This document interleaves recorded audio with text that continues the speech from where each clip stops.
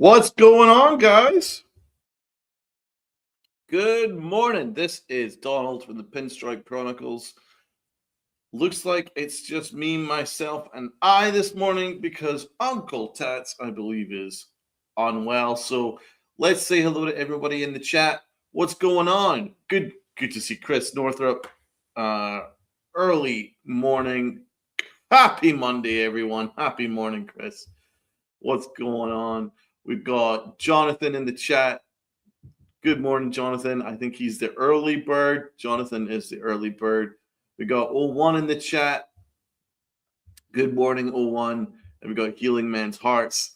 This roster screams of ego from Cashman. J. Dom should be on the roster instead of Grichuk.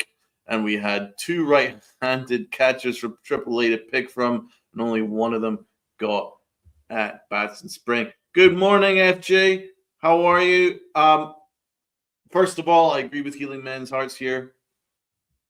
Let's just call this what it is. What the Yankees have done to Dominguez is egregious. They're totally misused him.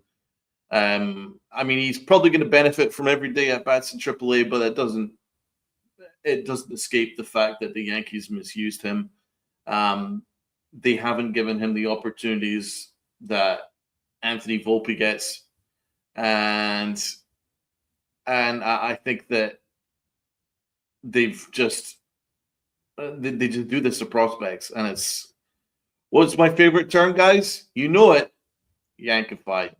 Yeah, the Yankees have Yankified Jasson Dominguez officially. And now we've got Chris also mentioning the Helos in purgatory. That's another one. That was a weird one. If there's one guy that I wouldn't have put in purgatory, it'd be Louis Heel. He had a good last start in spring, and rookie of the year. I don't understand why he's been relegated to fifth starter. I mean, he's better than Will Warren. Honestly, I can't work out the Yankees' moves this year. I honestly can't. It's weird. Grichuk, why? Honestly, I mean, you look at that AAA roster, and that AAA lineup is more interesting than the Yankee Major League lineup. So Oswaldo Cabrera has also been demoted. And so we got him demoted. You've got Spencer Jones. You got Jasson Dominguez, the most highly sought after outfield in the big leagues in terms of prospects, and they're also just sitting there in AAA, all because the Yankees misused their resources. Honestly, I think it's just weird. It's really weird. This Grichuk thing was weird. Dominguez deserves to be on the big league roster. He crushed it in spring. It's a real shame. It's a real shame what the Yankees are doing to their prospects. I'll be fair. Let's be fair. It's a real shame. Chris Northrup, do we trust Weathers? I don't trust Weathers. No, I don't. In fact, I don't trust Will Warren either. That's 2/5 of our rotation that are a massive question mark. Which is kind of worrying while we wait for Garrett Cole and Rodon. So, I mean, you're looking at Max Fried, great. Schlittler, great. Like, we're comfortable with that. Obviously, we're waiting for Cole. We're waiting for Rodon. But then Weathers, no, don't trust him. Warren, no, don't trust him either. And then we're going to go with a four-man rotation to start with. Well, I mean, that means I'm only trusting 2 starters out of 4. That's not great. I don't feel too good about those odds. I'm not. Yeah, Issy, I agree with you, man. I'm not even excited for opening day. Yeah. This is the first time. Normally, I'd be counting the days. Normally, I'd be counting the hours. But no, I'm not excited for opening day either. It's just because what Brian Cashman has done to this roster is just shameful, honestly. He had a shameful offseason. I mean, I just can't get past the decision making. It honestly, and it's coming back to bite them. It's coming back to bite them. The chickens have come home to roost this offseason. So all the Yankee arrogance, all Brian Cashman's ego, all Brian Cashman's misallocation of resources, all Brian Cashman's misuse of prospects have all culminated into this clusterfuck of an offseason. And this is what you're looking at. This is what you're looking at. He had to be the smartest guy in the room with Weathers. He had to be. He couldn't go and get the top Japanese pitcher in the market. No, because he's too smart for that. He's too smart. No. He's not going to spend any money in free agency. No, because he's just too smart for that, guys. He's just too smart. He's too ahead of the curve. So he's gone to Miami, and he's got Weathers, who, I mean, there's every chance he ends up just being a bullpen arm once it's all said and done. And he could be a good bullpen arm, but I don't see him. I don't know what we see as a starter with him because he's got a flat fastball. Now, it could all change because he has pitched very well at times last year. He was very good against the Yankees because he does have strikeout stuff. He throws very, very hard. But I do wonder whether it's just because he looked great against the Yankees that he got this big move. Because to be fair, if you throw hard, you can get most of this Yankee lineup out. Let's be honest. If you throw in the high 90s and you locate it well, you're probably going to get this strikeout heavy Yankee team out. So, I mean, I don't know how much to look into Weathers. I mean, I just think that he's a mediocre pitcher. I haven't seen anything that would make me think that he's this fantastic pitcher. I think he's mediocre. But it could change. I mean, I'm not saying that that's what's going to happen. I genuinely have no idea.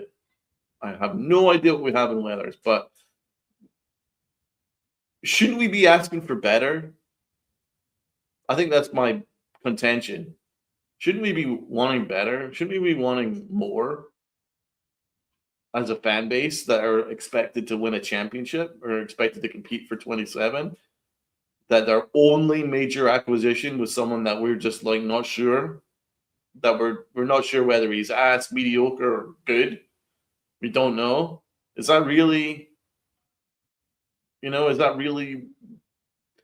that really the levels that we're at? Because there was no other major offseason moves by Brian Cashman outside the organization.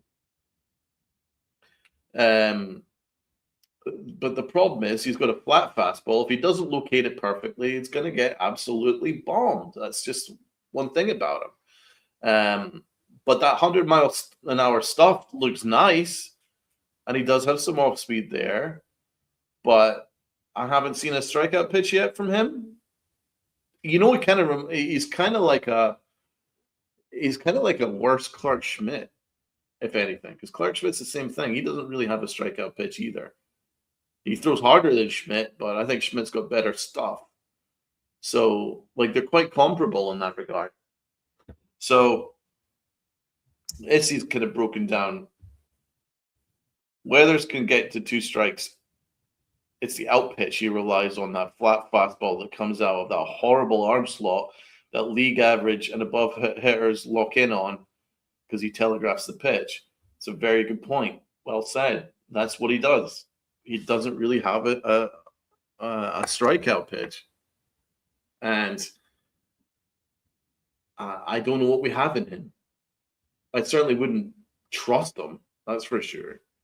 And I think that you're going to get situations where he's going to look great one start, where he's going to mow everybody down and he's going to look like a beast. And then the next start, he's going to get bombed like that car in The Godfather. I think that's what's going to happen with him. I think you're going to get kind of like some great starts where he's going to get 10 strikeouts and only give up a couple runs over 6-7 innings, and we're like, oh wow, Brian Cashman, Cash God. And then the next start he gets absolutely bombed like the car in The Godfather. And I think that's what we have. And this is interesting as well. The fact that the Marlins GM was willing to trade Weathers was suspect. He's young, cheap, and years of control. They didn't keep him. And the Yankees gave up basically nothing for him. So it kind of says to me, it's kind of like a much of a muchness. I think there's a very good chance that Weathers is going to be a bullpen piece once it's all said and done. I don't think he's going to be a starter all year long. That's my prediction. But Stevie B in the chat, what up, Stevie B? It's just me, myself, and I, because don't overlook it as and Uncle Tats is ill, I believe. I mean, to be fair, Uncle Tats works so freaking hard. It's unbelievable. So let's all say a big shout out to Uncle T. We love you, Uncle T. He works incredibly hard. He really does. He does so much for the community, and then he's works full time, has another job, does this. I mean, that guy is a beast. I don't know how he does it. So let's say a big salute to Uncle T. But yeah, let's back to where we're at with this really weird offseason from the Yankees. So Weathers was the only real major move, and it's a massive question mark. There's a very good chance that he just ends up being a solid bullpen piece by the end of the year. And I mean, that was it. That was about it in terms of the major moves. It's pretty shameful and shameless from Brian Cashman, because his ego is just, honestly, it needs taken down a notch or two.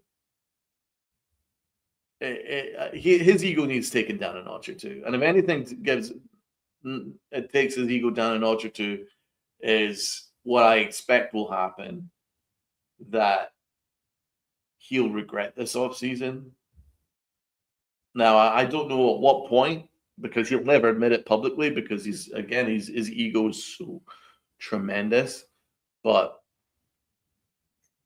here's certain predictions, right? Here's what we're going to do. We're going to do some predictions, okay?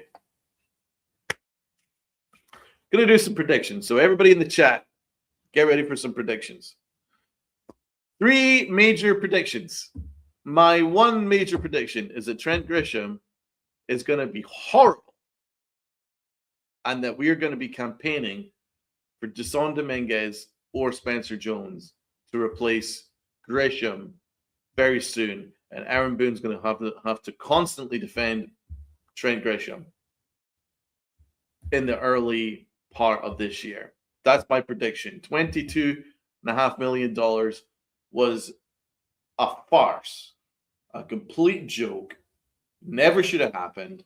And it was, once again, Brian Cashman's enormous ego, where he thought that he was going to sign elsewhere and he would get a nice cushy 4th-round pick, and he's going to look like the smartest guy in the room because he's gained a draft pick from someone else,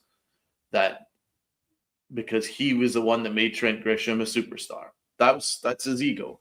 But then when he picked up his qualifying offer, he pivoted on his ego and was like, well, I'm the star that made Trent Grisham that man. I am the guy. It's all about his ego. It's all about serving his ego. So I think my prediction number 1 is that Trent Grisham is going to be a bust. So let's ask you guys in the chat, what's your prediction number 1? My prediction number 1 is that he's going to be a bust. Okay? I think that now, bust in comparison to last year. I don't know if he's going to be like flat out horrible, like Anthony Volpe, unusable. Not saying that. I think he's still going to pop some home runs. He's going to make some nice catches in center field, but it's going to be a bust in comparison to $22.5 million. And we are going to be campaigning for Dominguez or Spencer Jones very soon. So that's my prediction. Healing Man says that's a guaranteed prediction, Donald. Grisham is going to be a disaster. I agree. Joseph agrees. I agree. Grisham will be a bust. Say it ain't so, Donald. Not Trent Grisham, the center fielder we couldn't replace. I'm tired of hearing how there was no one out there to get instead of Grisham. Oh, it's just absurd. They were just sitting there, and they were actually sitting there in AAA. And they would have saved themselves $22.5 million that they could have allocated to all kinds of different areas. But once again, Brian Cashman and his ego. Donald, my prediction is Trent gets traded for a bag of scrap metal. Well, that trade wouldn't be able to happen until the end of June, so we have to wait a while for that.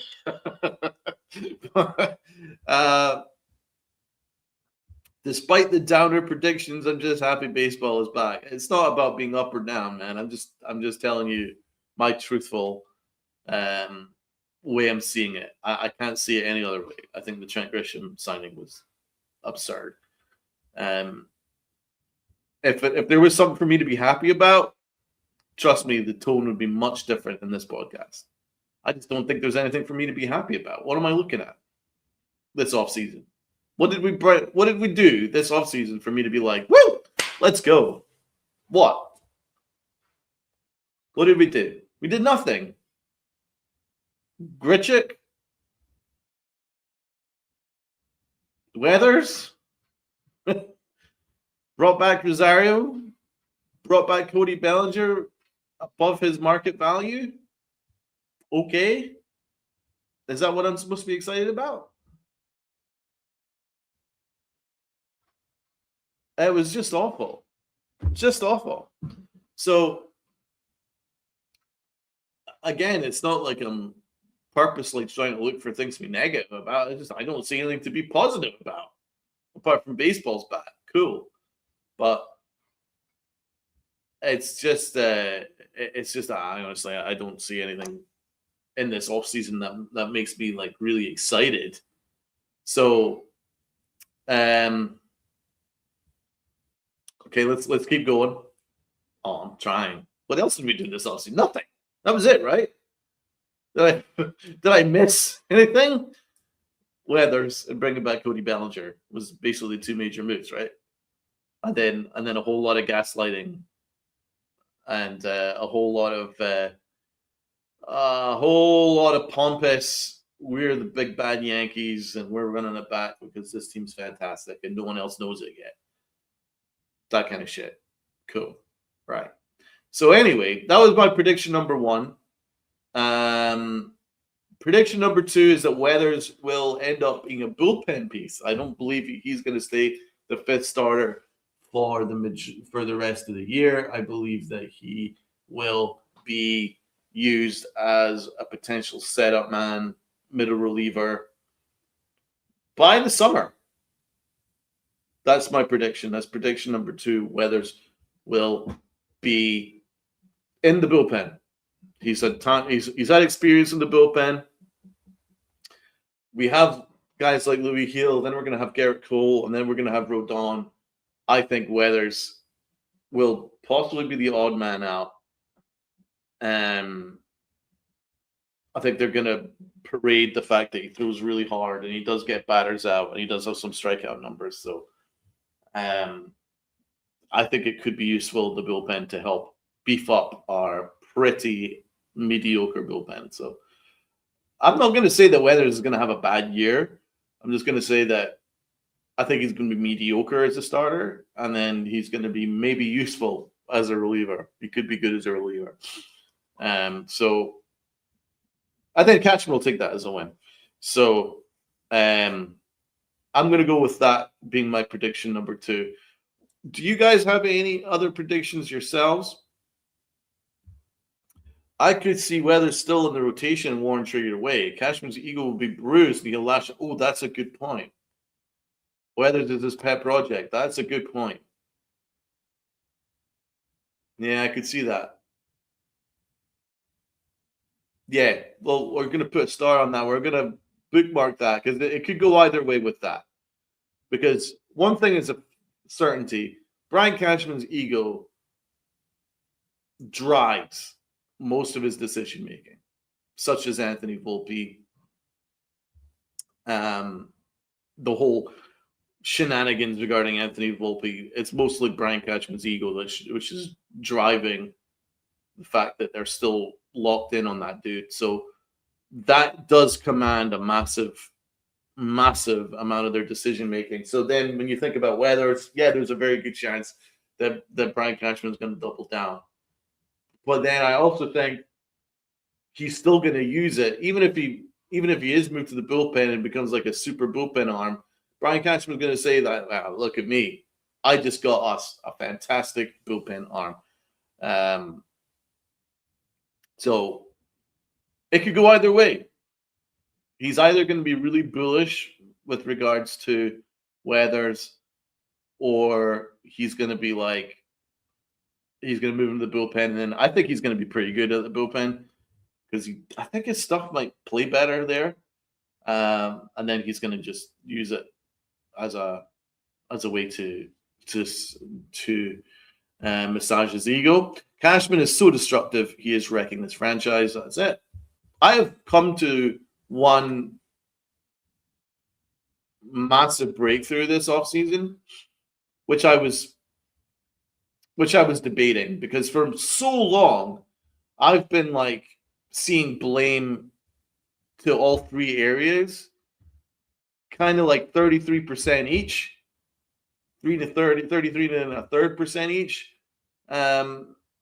between Boone, Cashman, and Howe, equally to blame.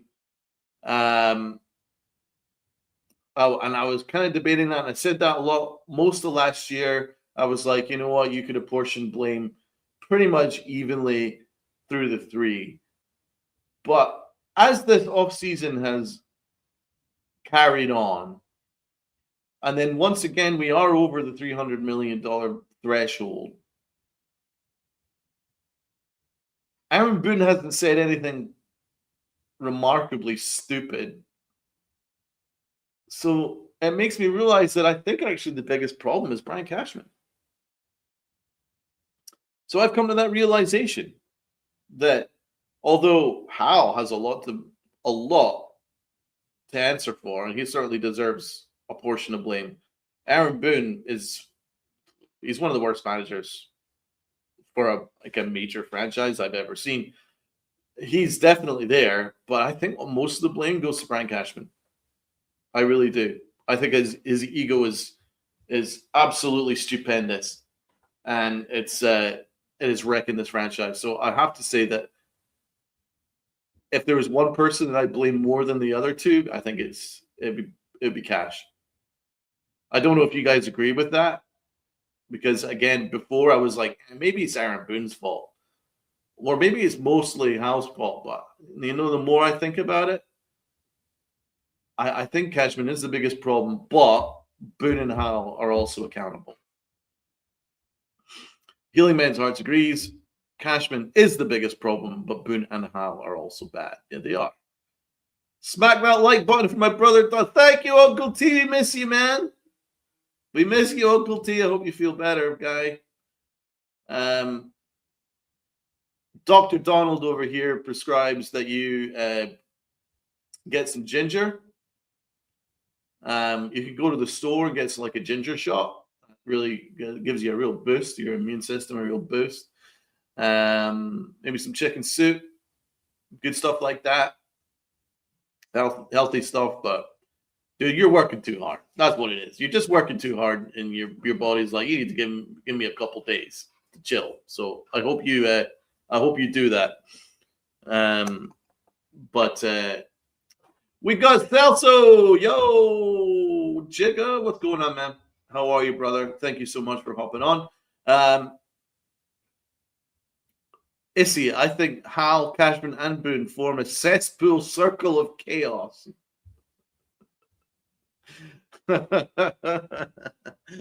some beautiful imagery right there, Issy, I have to say. It's tremendous imagery. But yeah, I would kind of form it like Cashman number 1, then maybe Boone number 2, Hal number 3. But 2 and 3 are kind of interchangeable depending on my mood. I mean, Boone is spectacularly bad in the postseason. Like, he could write a book for all the times that he screws up the postseason. But I have to say, I think Cashman's the one that's the biggest problem, because he gets tons of resources. He's allowed to do his job. Hal just backs off and goes, "You do your thing, bro. We trust you." And with over $300 million worth of money to play with, at least $100 million to spend each year, he somehow finds a way to completely and utterly mismanage it. It's a gift. It's a gift. It's a gift.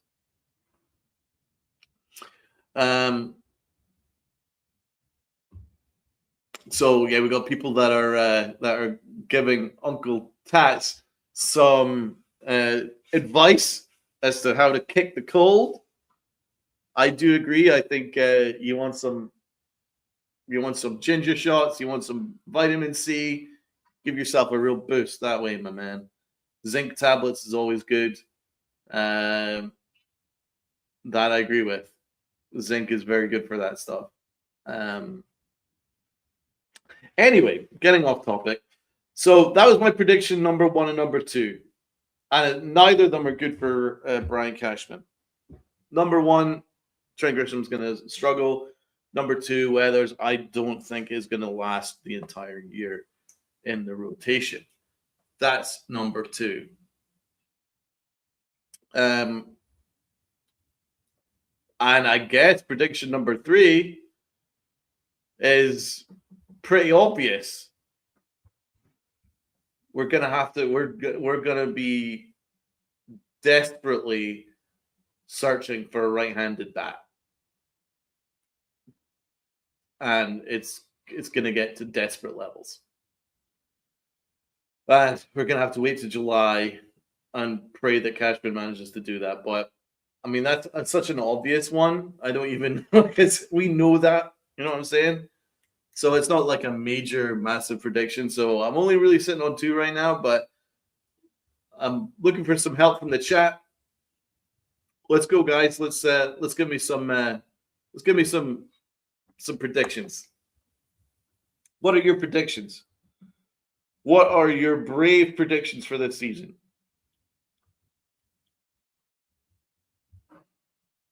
How do we still not have a right-handed hand catcher? Exactly. That I think it all kind of goes into my thinking that we're going to be desperately searching. That's a good one. Jazz will not even get 40-40 for 26. Actually, you know what? I actually think you might be right. That's a very good one. My prediction is Jazz regresses significantly. Wow. Full low averages and high strikeouts. I agree.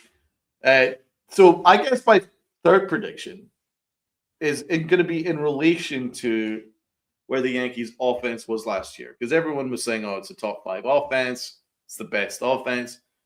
My prediction, my third prediction, is that the Yankees offense is going to decline this year. That's my prediction. My third prediction is that the Yankee offense is going to decline this year.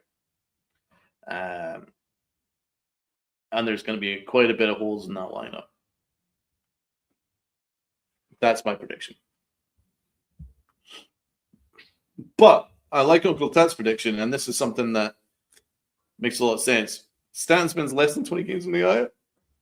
Dude, that would be amazing. I'm not sure about that because we haven't seen that. But in relation to that, I will say I think Stanton's going to have a big year.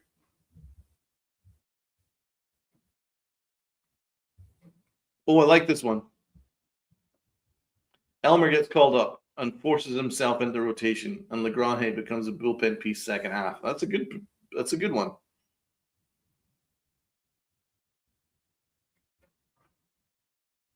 Another podcast said we're going to be great this year. I don't see it, my friend. But it depends on your definition of great.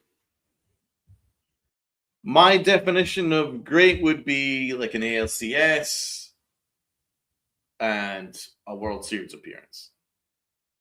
That's what I view as great. Anything short of that, my view is kind of like, eh. So I don't see us getting to the CS. I don't see us making a World Series. Thus, I'm just going to go with meh. I see 84 to 86 wins. I think a little bit more than that, but certainly closer to that than great. Some people are saying like 95, 93, 92. I don't know about that. I'm sitting 89 wins, 88, 89. But this is without knowing what's going to happen in July, because Cashman's very active in July. And he was very active in last year's deadline in order to bail out his team that was spiraling out of control and was very close to missing the playoffs altogether. Had he not made any moves at the deadline, the Yankees very likely would have missed the postseason altogether, despite having a double-digit lead in the division. They completely spiraled. But they've taken no responsibility for why they spiraled like that. So this year, I don't know if they're going to spiral quite like they did last year. I just think that they're going to have a lot of peaks and troughs. They're going to have some decent runs, 5 or 6 game winning streaks, then 5 or 6 game losing streaks, and I think they're just going to be that kind of team. So I'm going to go with 89 wins, 88, 89, something in that range.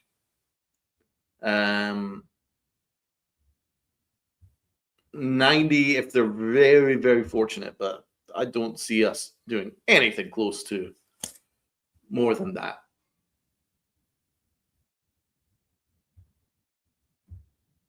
Duran says 101. Good to see Duran in the chat. 101 wins, bro. I think you're smoking on something there, bro. 101 wins with this roster? No way. Oh, and a DS bounce. Oh, okay. I definitely agree with the DS bounce. I just don't see 101 wins. Oh, well, this is our shameless plug. Stay tuned for Wednesday as we give our annual season prediction show. So there you go. This Wednesday, everybody. This Wednesday, it's going to be our prediction show. So I've given you guys kind of a warm-up for my predictions. But keep your predictions ready for Wednesday. We're going to have Chris. We're going to have Luca. We're going to have Uncle T. We're going to have me. And we're going to give you our predictions. So that's something to look forward to on Wednesday. Duran, the Yankees are built for the regular season, not the playoffs. I agree with that. That is fact. Absolutely. No, they are. They are. That's their. That's what they do. They put it in their computer, and the computer spreadsheet says blip, blip, blip, blip, blip, 90 wins, and the Yankees are like, yes, we're that good, yeah. And then they just absolutely collapse in the playoffs. But then they just go, well, what about those 90 wins? You're just ungrateful. You guys are ungrateful fans. That's what the Yankees do. So Duran's right. They are built for the regular season. They win 90 games. Then when they lose in the postseason, it's It's you fans are ungrateful. Look at that. We gave you 90 wins and you're still not happy. They do it every year, and then they get Michael Kay to say the same thing. And then you get Brian Cashman's buddies in the media and all that stuff to come out and say, well, you guys are just ungrateful and you should shut the fuck up because you just guys got another 90-win season. Look how lucky you are. It's the same shit on repeat. Oh, dude, no one hates the fans more than Michael Kay.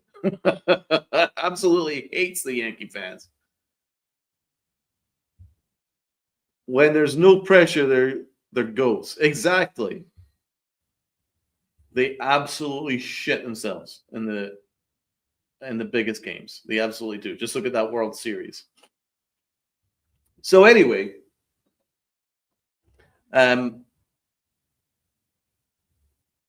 facts, Uncle T. They are the ungrateful ones. Year in, year out, we rally for them, give us a winner, and get nothing. Well said, man. You may be under the weather, but you are still locked in. That's what they do. And listen, I hate to be like this. I really do. I just think that Brian Cashman's killed the joy. He's killed the joy for me. I used to get so excited. I used to watch every spring game, and I used to get excited for position battles. I used to get excited for which prospect is possibly going to break into the big league team.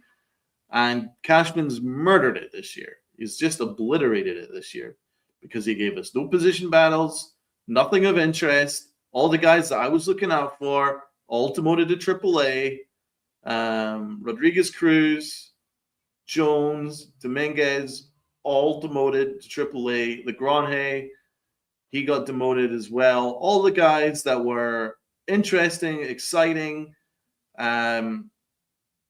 all sent down to AAA. And then also, because we know what they're planning on doing with Volpe, there's nothing to be excited about in regards to the shortstop position because we kind of know what's going to happen. So there was no position battles. Nobody earned a spot. It was already granted to him. Just look at Gritcha. Had an awful spring. Awful spring. He's on the roster. Over Oswaldo Cabrera. Someone who commands a lot of respect in the fan base. An exciting kid who's worked incredibly hard to get back, and the Yankees demote him, of course, for someone who's well past it. And that's what the Yankees do. Look at that Yankees average age in that roster. They're far too old. That is an old roster, man. It really is. So it's really absurd how Brian Cashman's built this roster with 3 lefty catchers. Are you having fun? Are you laughing at me? 3 lefty catchers. You couldn't find 1 righty? Do you know how hard it is to find 3 lefty catchers? Do you know how hard that is? Like, you have to really scour the market and purposefully ignore righty catchers in order to find 3 lefties. It's hard work, trust me, because the majority of catchers are right-handed or switch. And he's managed to find 3 that are left-handed. It's a gift. It truly is a gift. Amazing. I don't know how he managed it. Do you know how hard it is to find no first baseman in the 40-man roster?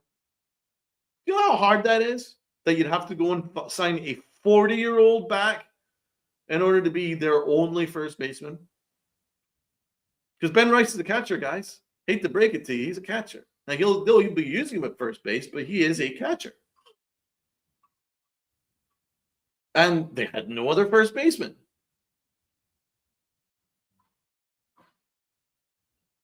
Do you know how hard it is? I'm going to keep going. I'm going to keep going with this. You know how hard it is to find 0 power righty bats outside of Aaron Judge and Big G? And by the way, both of them are on the wrong side of 30. So they had to go and bring back Goldschmidt, who's touching 40.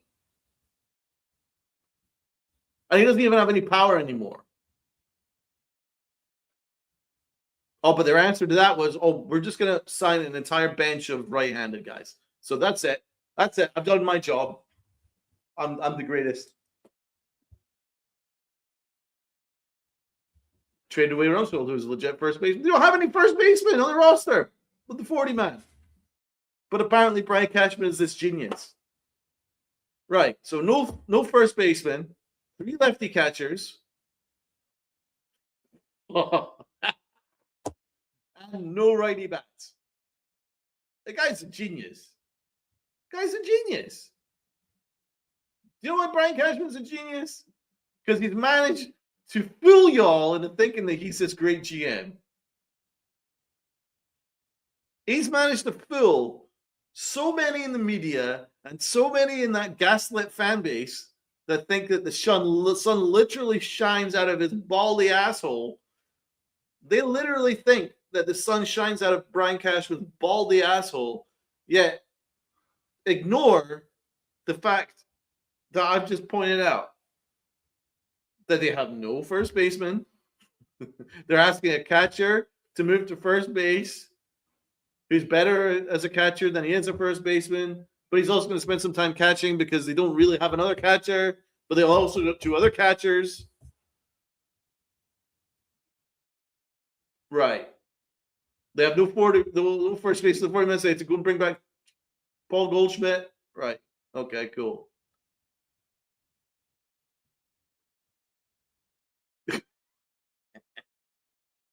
Unbelievable, guys. Unbelievable. It's still an unathletic ball club. A lot of them are in their 30s. I don't know what he's expecting out of a lot of these guys, but hey, this guy, the Brian Cashman, is the man. What can I say? But it's hard work to build a roster this clunky, really. And that's why I'm still furious about it. And honestly, it keeps me up at night. I'll be honest, it keeps me up at night. It actually keeps me up at night. I actually wonder how they got to this point. We still don't really have a shortstop. Okay, great work. Well, they don't have a shortstop ready for they don't have an all-star caliber shortstop on the roster. So certainly not for this year. Volpe's a mess. And I mean, he's beyond a mess. Like, he's finished. He's cooked. He's that Thanksgiving turkey that's been left in the oven too long. Like, he is cooked. Cabrera, love him. Love that guy. But the Yankees don't love him. So even if he bat 300, I'm not guaranteed that the Yankees are going to play him. So shortstop's up in the air. Third base is up in the air. Second base is up in the air. Jazz Chisholm, I do agree, is going to have a declining year. He talks too much. First base, we don't really have a first baseman. Catcher, we don't really have an everyday catcher either. And Trent Grisham is a 4th outfielder that's being paid as an all-star. Yeah, great. Great work, Cash. Super. Fantastic work. Volpe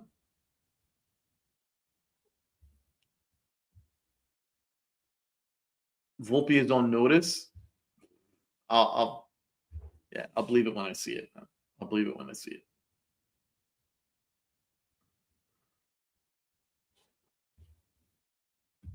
The check engine light is always on. On that note, my car actually has a check engine light right now. So yeah, okay. Yankee roster is like a used Range Rover. I like that. Yeah, it's a weird roster. It really is. And then I hate what they've done to Dominguez. They Yankified that kid. And I hate what they've done with Spencer Jones. He's going down the Clint Frazier route. It's sad. Really sad. because I like both our prospects. I like both of them. I think they're really good. But if you misallocate your resources that spectacularly, like you make that much of a concerted effort to misallocate your resources, this is what happens when your 2 star outfield prospects are sitting in AAA. None of them have any more at-bats that they need to do in AAA. They don't. They've accomplished everything they need to accomplish in AAA. The fact that Dominguez is a pure left fielder is on the Yankees rather than Dominguez. That's the truth. If the Yankees had a competent coaching staff, and this is where Aaron Boone and his ridiculously bad staff take some responsibility here. If the Yankees had any kind of coaching staff, they would have worked on Volpe, they would have worked on Dominguez, and they would have gotten them to at least a league average level. But they couldn't even do that. They couldn't even do that with Dominguez. And as for Spencer Jones, I'm actually higher on Spencer Jones than I am on Dominguez. I think Spencer Jones has all the things that you're looking for. I think he's already a better center fielder than Grisham because he's younger and he's got range and he's got speed. He's got all those things in his bag. Plus, he's got that power potential where he can hit 30 plus as a rookie. But the Yankees have no room for him. And why is that? Oh, because of Brian Cashman. So when are we going to see Spencer Jones? Well, when he's 28, 29? Was he arbitration eligible when he's like 34? What are we doing here?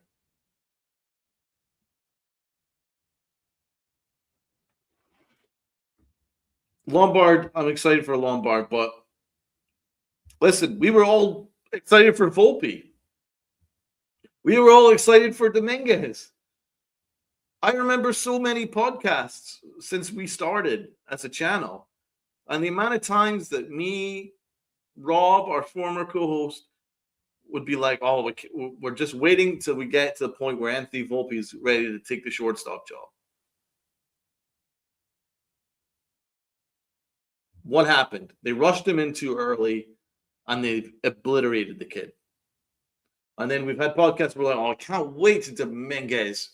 Can't wait for the Martian. Just wait for the Martian. The guy's a monster. Yankees call him up, move him to the left field, obliterate the kid. And now he's back in AAA again.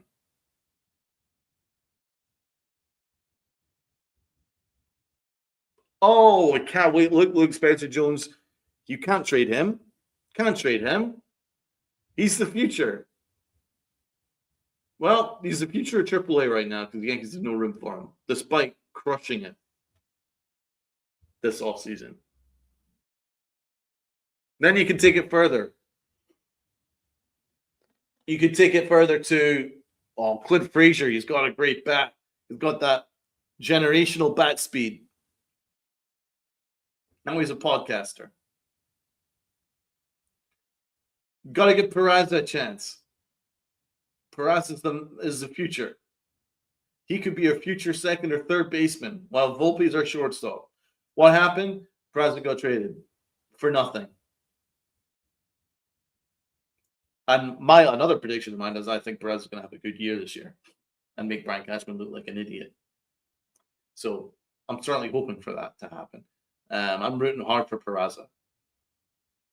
So, I mean, this is a tale as old as time. It's a historic tale because we've seen it every single year. It's like a sitcom where it's the same formula every episode, and it's the same formula for the Yankees. Hype up a prospect, do not trade a prospect. Have no room for the prospect, ruin prospect. It's a tale as old as time. And that's why I'm really pissed at that. I'm really pissed at what they've done with Spencer Jones. I'm really pissed what they've done with Dominguez. They do this all the time. They do this all the time.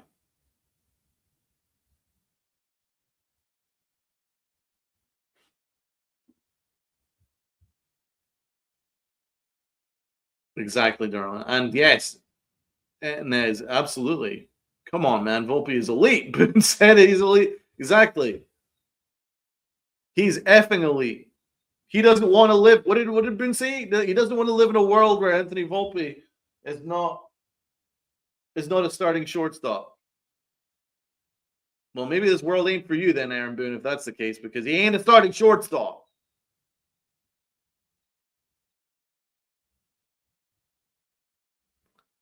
Cashman's ego, it's impossible to bruise that ego. It's so massive and it's so vicious.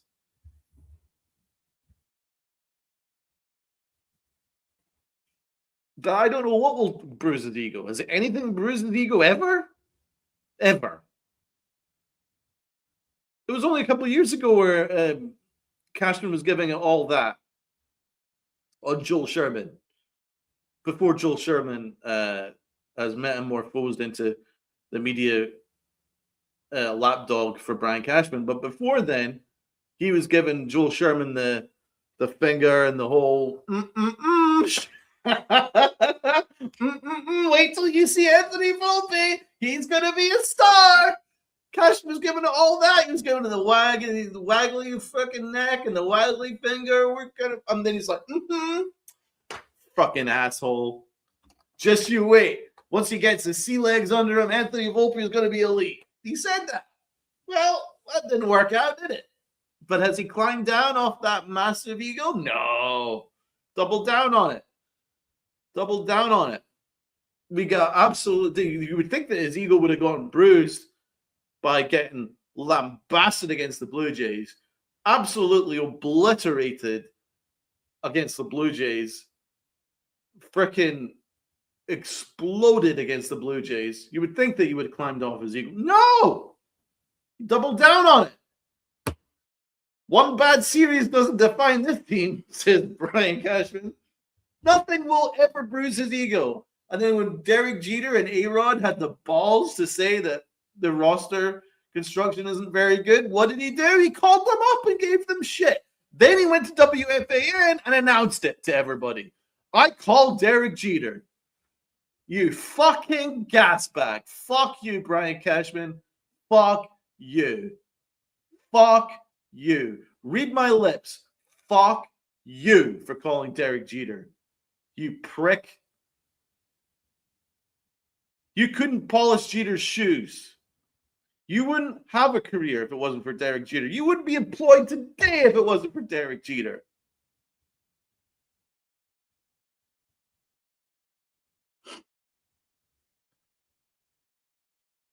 That's the fact. Jeter didn't carry your ass to multiple championships. You would be on the unemployment line. That's what you would be doing. Instead of being the highest paid GM in the sport, making weird and wonderful decisions on an annual basis and then gaslighting the fan base about it. He is headed to the Hall of Fame for all the shit that he's done 15 years ago.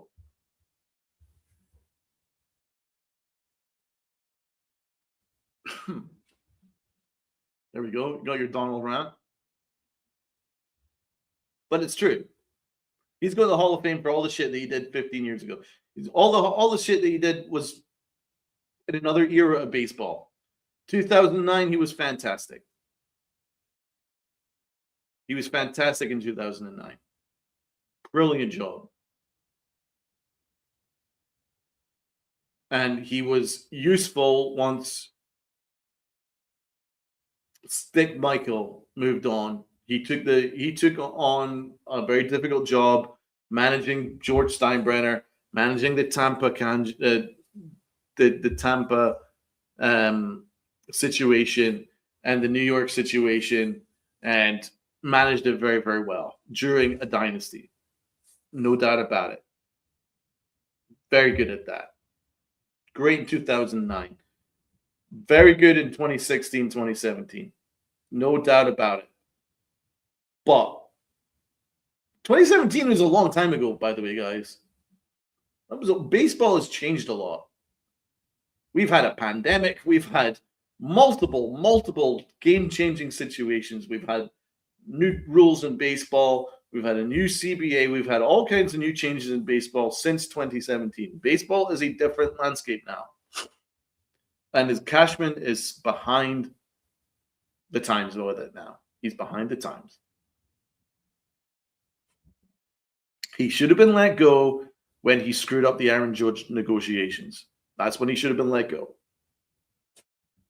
When he screwed up the Aaron Judge negotiations and he needed help to come bail him out, that's when he should have been let go. And that was a couple of years ago. That was the point. That's a really good innings, very good run. Truth is, I'm a big fan of Brian Cashman up to that point. But since then, I think he's done a terrible job. Terrible job.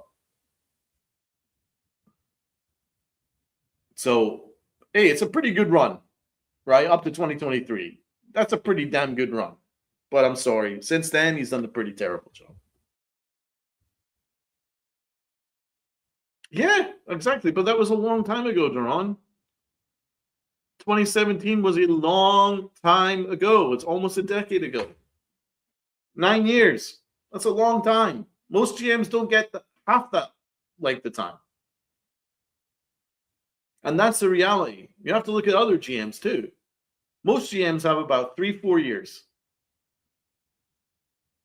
Brian Cashman is making excuses 15 years on the trot.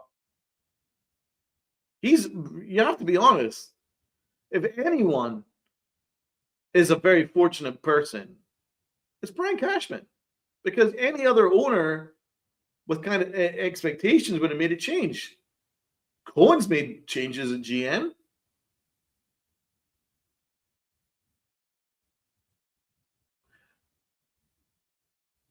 The Red Sox have changed GM. The Astros have changed GM more times than I can freaking count.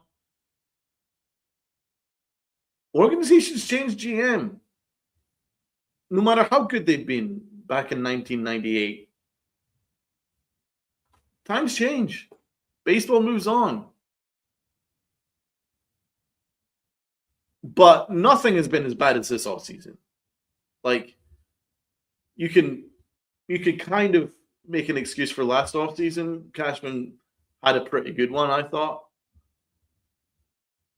By and large, after losing Soto, I thought he pivoted pretty well. I'm not gonna kill him for that.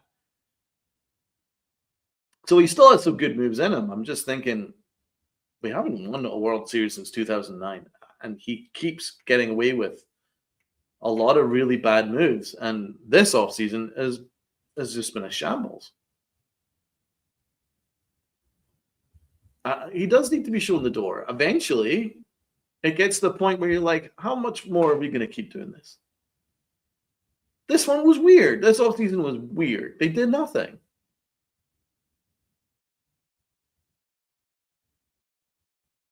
Very weird. So, anyway, that was a good Cashman rant.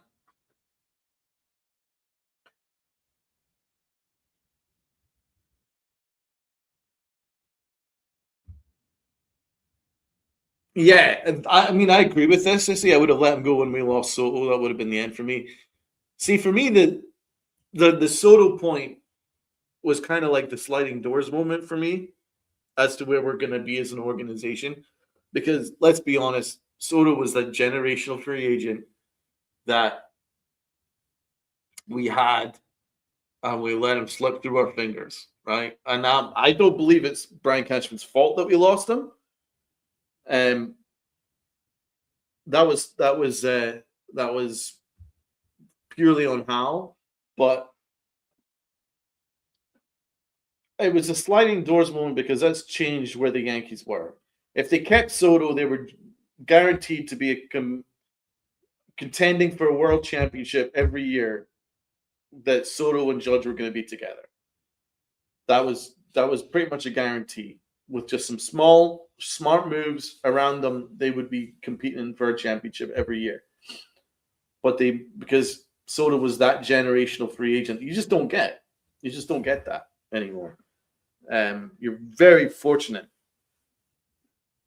to have that at all. They had it, missed it, right? So that's when I would have pivoted as an organization. After they lost Soto, that's when I pivot as an organization. I've said this in the podcast during that whole negotiation time. I said the same thing. I said the whole Soto thing. If we sign him, fantastic. If not, we really need to reevaluate where we are as an organization. And so I would have gone younger after losing Soto. I would have gone younger, and I would have gone a new GM and a new manager, and I would have looked at a new way to try and get Aaron Judge a championship and Garrett Cole a championship before they retire. Because the current way that they do things isn't working anymore. But the problem is they don't realize that. They don't realize it, so that's why we're perennially in this situation where they do not self-audit. They only get so far, and then when they fail to reach the mark as champions, then they prefer to lash out at fans and media members that don't like them and say that their way is the best way. That's just what they do. So for me, the Soto situation was a sliding doors moment. You lose out on Soto, that's when I just blow the whole thing up. And then we look for another way of doing business, another way of maybe giving Spencer Jones and Dominguez an opportunity, you know? Maybe looking at a different way to use the analytics. We would need a new GM for that. But the Yankees were too afraid to do it. So, yeah. And I think that I think they could have gotten them. I think they could have gotten them this offseason if they were aggressive right from the jump. If they actually showed that they really wanted Kyle Tucker or Bo Bichette. Oh, and by the way, here's a funny thing about Brian Cashman. We could have traded for Kyle Tucker. After losing Soto, we could have traded for Kyle Tucker, but we refused to let Louis Heel be part of the package. Louis Heel is about to be sent down to AAA. So tell me again that Brian Cashman knows what he's doing.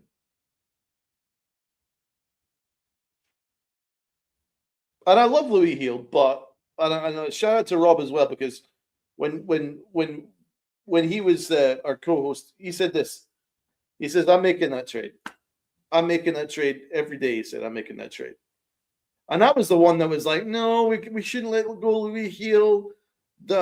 He's quality and all that stuff." And Rob was like, "Well, he does have injury issues." And we fast forward a year, and the chickens have come home to roost. He does have injury issues, and it doesn't look like the Yankees trust him that much. So we could have had Kyle Tucker instead of this clusterfuck outfield that we've gone into this year.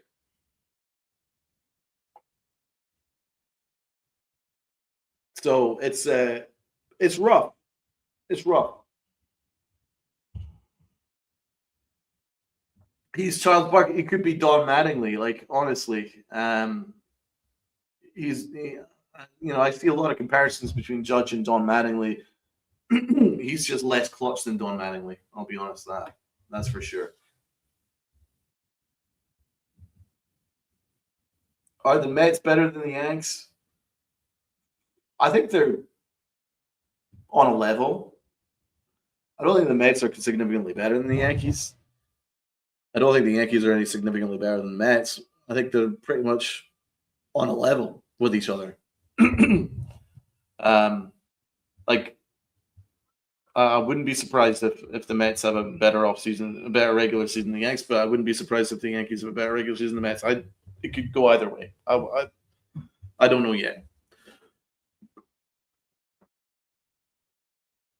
I don't think either team's offseason was particularly good. I'll say that.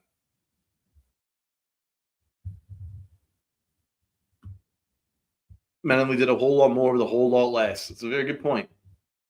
He really did. And he was a true leader. And it sucks that that he never got an opportunity to lead the Yanks to glory because everybody wanted that for him. But Aaron Judge, he's been given he's been kind of given a lot of things. Given the captaincy. Given captaincy of Team USA. He's got the judges' chambers. He's got 99% of the fan base buying 99 jerseys. He is the man. Like, he is everything to the Yanks nowadays. So, he's kind of a lucky dude in regards to the fact that he's been given captaincies for the USA and the Yankees, and he's got the judges' chambers, and he's got all these things like that. So I'm sorry, I'm not going to cry a river over Aaron Judge getting booed, like John Heyman says. Like John Heyman said that it's terrible that he's booed and he's underappreciated. I don't think he's underappreciated. I think fan base adore him. I think that he's given a lot to the Yankees, and I think the Yankees have given a lot to him, frankly. So I don't think that he's underappreciated by any stretch of the imagination, personally. And yeah, I'm sorry, Judge has to own what he does in October. And I can only really pinpoint one good October for him, and that was last year. Aaron Judge is clutch until October 1st. It's true. And I'm sorry. That's where legends are made. That's when legends are made. It's what you do in the postseason. That's where legends are made. That's where Eli Manning became superhuman in the postseason. That's when legends are made. That's when stars become superstars. That's where Derek Jeter was phenomenal, but then in the postseason, he was on another level of phenomenal. That's where legends are made. You know what I'm saying? And until Aaron Judge does that, then I'm sorry. He ain't a legend. He's just a very, very, very good player. Now, it's not all his fault, but he has to own it. He has to own it. When you got that C on your jersey, there's extra pressure on you. And those at-bats that he had in the WBC just reminded me of everything that I've seen from him in the postseason from the Yanks. So until he gets over that, and by the way, it's happened to A-Rod. A-Rod's had his struggles in the postseason, so he's not alone. But I'm sorry, if you want to be a legend, it's about what you do in the postseason. So,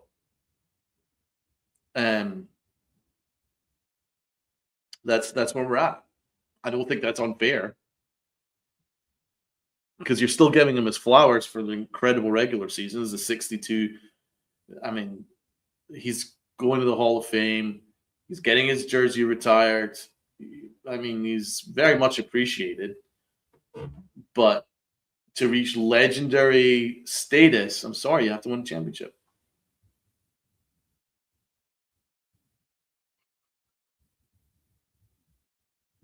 But he's also underpaid. I agree with that. That was actually a really good contract. Shout out to Hal because he gave out an actual discount. Actually was a steal of a contract. So, like, there's definitely no Judge hate here. It's like Like that contract that he's got is a steal in comparison to the other contracts around the game right now. And he's the best position player in the sport. It's not close, but you know, when you've got an organization that has 27 championships, there's going to be extra pressure on you in October. It's just whether you like it or not. That's just what happens. So he failed in the WBC. He's failed in a number of postseason for the Yanks. Then I'm sorry, you're gonna have to wear it, my friend. Hopefully, it changes this year. Cashman is 58. Jeez. I have to, shout out to Cash, though. I will say, though, he works incredibly hard. It's like 24/7. I don't know how he does it. But everyone sucked in WBC. Yeah. Yep. Absolutely. But when you're the star player with a C on your jersey, there's just going to be more pressure on you. It's just what happens. Fair or not. Judge was not any worse than other people in the WBC for sure. But when he's this big star,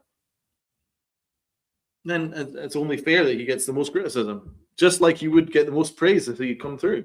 It's just, I'm certainly not crying a river over it. So anyway, the Yankee roster is weird right now. The bench is entirely right-handed and isn't very good. And the Yankee lineup is weird. And the Yankee rotation is weird. It's a weird team this year. Very weird. So we have Wednesday, our predictions, and I'm going to have a real good think over the next 48 hours to come up with some really good predictions for you guys. But my early ones are that Grisham's going to stink and that Weathers is probably going to be demoted to the bullpen.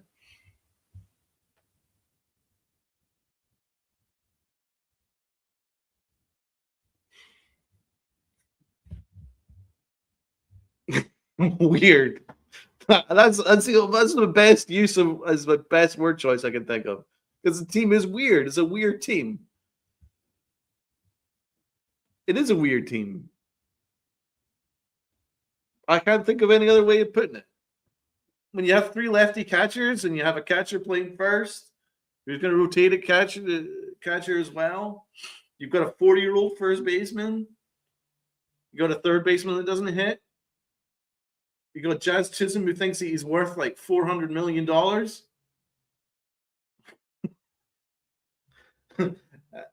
He's going to have like a 60-60 year, and he's never come close in his life. It's weird. You got Trent Grisham, who's for about 5 years was living on like $5 million salaries, and suddenly he's now been given $23.5 million. Despite having a 91 or worse WRC plus, OPS plus in that time.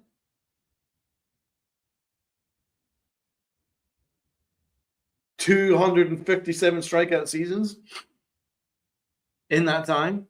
4 seasons of batting less than 190 in that time. And still he's got $23.5 million that Brian Cashman has willingly paid him this year. I can't think of any other word than this weird. Your 2 star prospects are AAA. Weird. 3 if you add Lombard. 4 if you add Rodriguez Cruz. 5 if you add LaGrange. So 5 of our best prospects are sitting in AAA. None of them are in the big league roster right now. Weird. Louis Heel, who you refused to trade for Kyle Tucker, who won Rookie of the Year. And you're thinking, yeah, maybe he's going to be a AAA guy this year. Weird.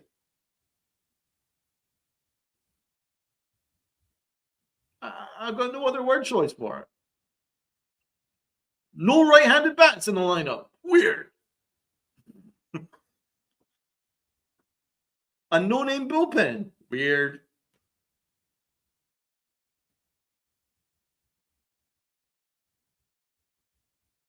A roster that is so, a management staff that is so against against analytics and against apparently any use of fundamentals whatsoever, and then they still, because we're always getting caught on the base pass, we're always making stupid mistakes, we're always throwing to the wrong base, always doing some stupid shit, always have a June swoon, but still they don't blame the manager.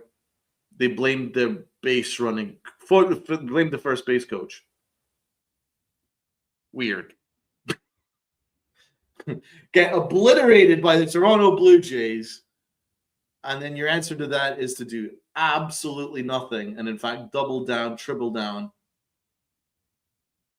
quadruple down, and say, nope, don't believe your lying eyes. Our team is great. We're better than everyone. Weird. We're not going to sign any free agents, and we're not going to make any major trades. Weird. So, yeah, I think that the best word choice for the 2026 Yankees is weird. And on that note, yeah, and the Randall Grichuk batting 100. Yeah, he makes the roster as well. Weird. So on that note, guys, it's been fun. Another rant for an hour and 16 minutes strong, and we will have our prediction show on Wednesday. Shout out to Uncle T. Hope Uncle T recovers. I hope this episode cheered him up. Or actually, I don't know if it cheered him up, but it made him miserable. Probably made him miserable. But anyway, thanks so much for everybody in the chat. If you guys could do me a solid to hit the like button and share it out to your friends and family, heck, the stranger on the corner as well. And do wear your pinstripes with pride and play hard. Please play harder than Brian Cashman does in the offseason.